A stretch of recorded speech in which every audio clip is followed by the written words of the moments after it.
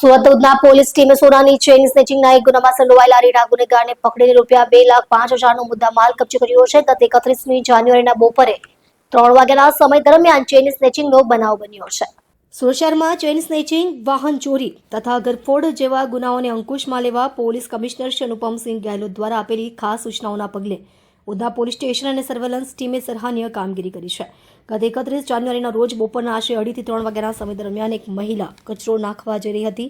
તે દરમિયાન ઉધના સાઈ રેસિડેન્સી તેરાપંથ ભવનના ગેટ નજીક એક અજાણ્યો શખ્સ જ્યુપિટર મોપેડ ઉપર આવીને મહિલાના ગળામાંથી અંદાજે 8 ગ્રામ વજનની સોનાની ચેઇન ચૂંટીને ફરાર થઈ ગયો હતો.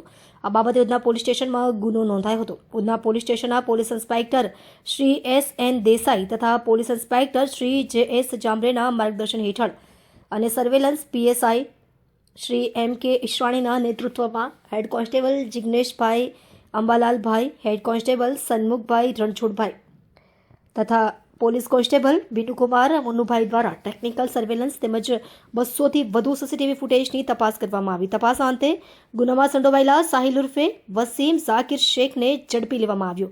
તેની પાસેથી ગુનામાં ઉપયોગમાં લેવાયેલ જ્યુપિટર મોપેડ તેમજ 2 સોનાની ચેઇન, એક 3.970 ગ્રામ અને બીજી 8.230 ગ્રામ મળી કુલ ₹2,05,000નો મુદ્દામાલ જપ્ત કરવામાં આવ્યો.